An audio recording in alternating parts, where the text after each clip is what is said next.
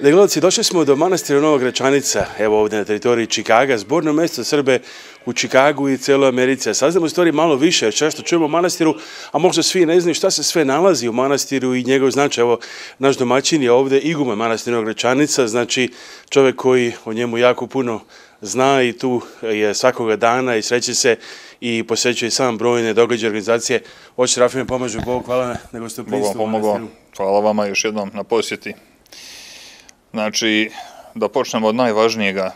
U manastiru Nova Gračanica nalazi se hram Nova Gračanica, građen po modelu Gračanice sa Kosova iz 14. vijeka.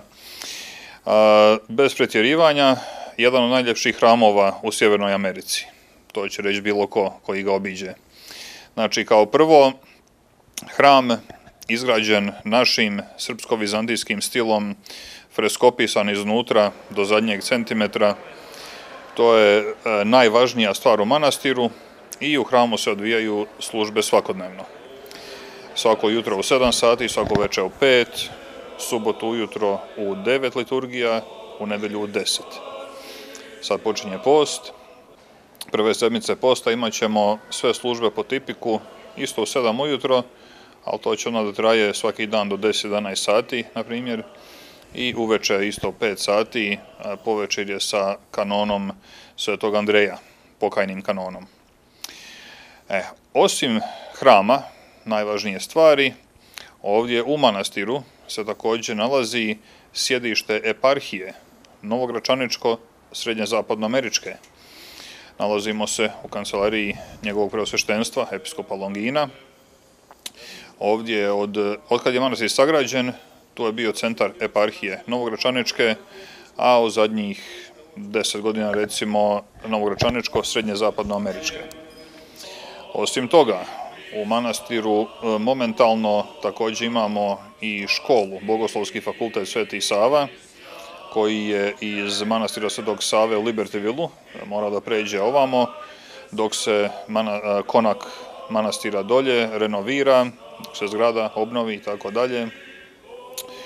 Pa imamo našu biblioteku, ostavštinu gospodina Jove Bulja, koji je ostavio fond za održavanje biblioteke, koja je u zadnjih 15 godina, malo više, skupila 11-12 hiljada knjiga, toliko da je već, da nam je tijesno što se tiče mjesta. Biblioteka se može pretražiti online pretraživačem na sajtu novagračanica.org ili newgračanica.org. Uglavnom su sve knjige unešene tamo i biblioteka otvorena bilo koji dan, može ko hoće da dođe. Kao što reče pokojni gospodin Jovo Bulj, da se osnuje biblioteka koja sadrži knjige koje će da služe srpskom narodu ovoga kraja za istraživanje svoje istorije, kulture i vjere. I trudimo se da tako održavamo biblioteku da služi toj svrsi. Onda također, na drugom kraju ove zgrade u kojoj stojimo, ona sjeverna polovina, da se tako izrazimo, služi za održavanje kampa i ljetnog i zimskog. Znači, po ljeti kamp sada, zadnje 2-3 godine, traje po 5 nedelja, a zimski kamp, koji je počeo da se održava prije 5-6 godina, traje 5 dana, svakog decembra. Kamp je popunjen uvijek, i ljetni i zimski. Znači, ljetni kamp će početi krajem juna, trajeće cijeli mjesec jul i završit će se krajem jula ili početkom augusta. Nakon toga će da uslijedi jedan kraći kamp, da ga tako nazovemo, za studente fakultetskog uzrasta, a kamp koji se održava po zimi je samo za srednjoškolce, tih 5 dana. Što biste rekli, jedna druga stvar, o značaju gledanja programa iz Srbije, Republike Srpske i starog kraja ovdje u Americi, koji, koliko mislim, oni povezuju narod i čuvaju i običaje i veru i sve drugo, pa možda to i rezultuje i u tome da ljudi dolaze ovdje u manastir i deca žele imaju kamp. Šta mislite o značaju takvih mogućnosti se danas gleda televizija direktno iz Srbije, recimo? Ja sam siguran da doprinosi, zahvaljujući vama, Aleksandre, i ostalim saradnicima,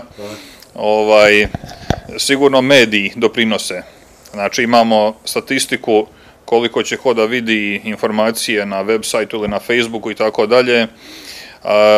Ja sam siguran da je gledanost, da je prikupljanje informacija preko ovih klasičnih medija, kao što su televizor i radio, još uvijek dosta veće nego preko ovih novih, da tako kažemo. Kao što rekoh, zimski kamp se popuni u 2 dana. To je recimo fenomen gdje srednjoškolci gledaju stranicu na Facebooku od zimskog kampa kad će da se otvori. I čim se otvori, plane, ko neki koncert.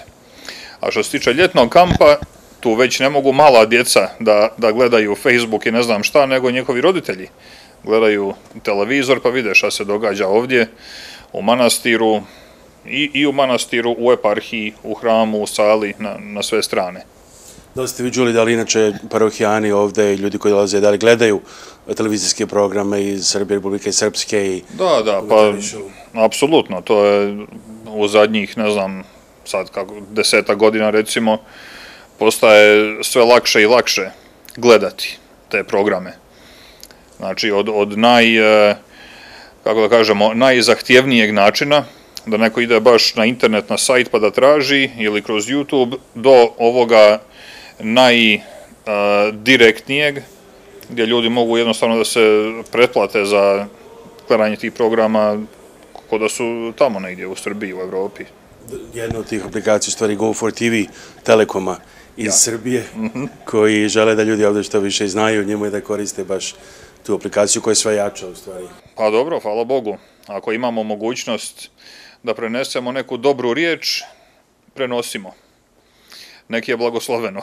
Ovaj razgovor vodili smo inače u kancelariji njegovog presveštenstva Vladike Novogračaničkog srednje zapadnoameričkog Longina i zahvaljujemo Vladici i naravno ocu Serafimu Baltiću na ljubaznosti i gostoprimstvu ovdje u manastiru koji, kao što ste čuli, je već decenijama važan za srpski narod ovdje u Americi i iz godine u godinu, rekli bismo, postaje sve važniji i sve posjećeniji. Iz Čikaga izveštava Aleksandar Žigić.